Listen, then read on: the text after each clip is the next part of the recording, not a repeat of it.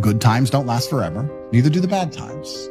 It's gonna come, it's gonna go, and you just have to be ready to ride the storm and enjoy it for what it is. And maybe when you go truly crazy, you can enjoy the bad times as much as you can enjoy the good times, because there's no light without dark. That's the beauty of life, isn't it? I think with that understanding, you no longer fear the bad things. And then when you don't fear bad things, you can find something to stand up for and something to believe in. The first thing you have to do is blame absolutely everything on yourself, whether it's good or bad. Because once you take absolute self-accountability, then you will find actions you can take, steps that you can make, which are going to directly correlate towards your successes. If you blame outside sources, if you say I was unlucky, or the government did this, or this politician, or this person lied about me, then you're blaming other people and you feel helpless. You need to feel in charge. You got to take absolute self-accountability. So here's a reminder. You're not living for your retirement. You're not living to please your peers. You're not living because of your parents' expectation of you. You only get one life. It'd be a shame living it for something or someone else. So be intentional with your life and live it according to yourself. Remember, every man dies, but not every man really lives.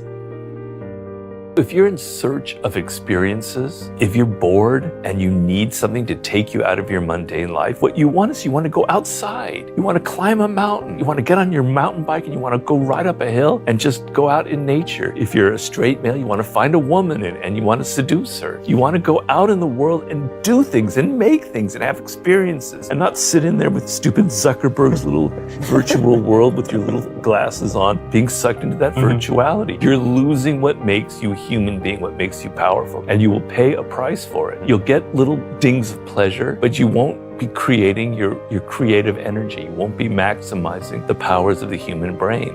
You're not supposed to feel confident.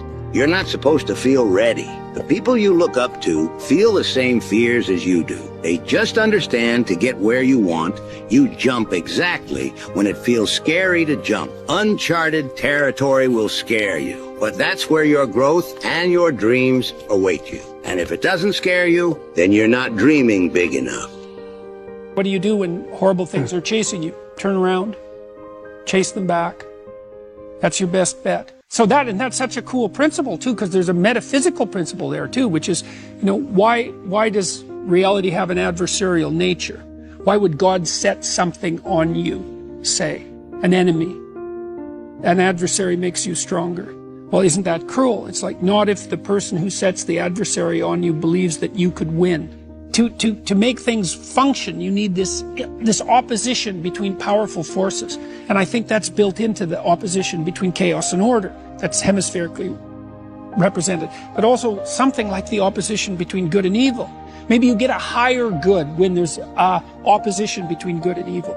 I mean, obviously, these are ideas that are at the absolute extent of my cognitive ability to try to think them through, but maybe the good you get when good and evil are both possibilities is a higher good than the good you get with just good. Dostoevsky knew this 150 years ago. He said if you gave people everything they wanted, so all they had to do was eat cakes and busy themselves with the continuation of the species, the first thing they do is smash it all to hell so that something interesting could happen.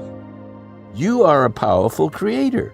So if you don't like this reality you're in, why don't you change it? The simplest way to do that is find something that you're grateful for. You're not a quadriplegic. Nobody's looking after you or pushing you around or feeding you. Can't you be grateful for the fact that you can get up and walk and other people can't? Find something you're grateful for. But we never think in those terms. That will raise your frequency. And watch how your life will change, little by little. You're creating the change in your life. What's holding you back? Why aren't you doing it?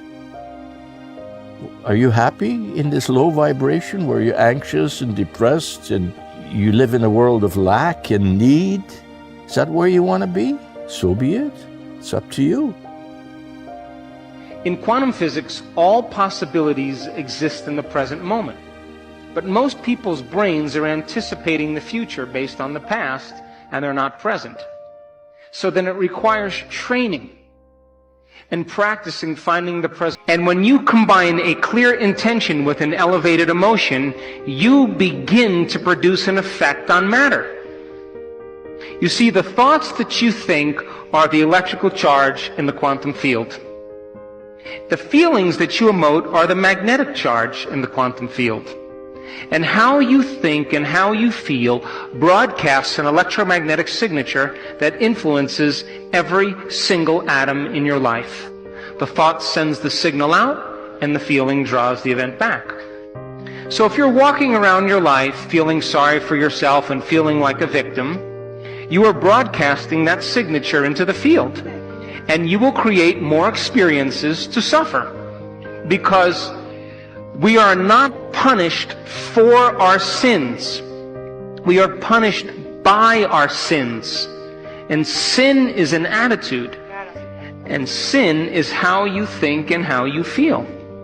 So then when you cause people to give up their guilt and their shame and their unworthiness and teach them how to open their heart and create coherent waves in their brain and in their heart, they are going to produce the miraculous. It takes training, and it takes practice, and it takes learning new information and deprogramming ourselves into believing that we're limited.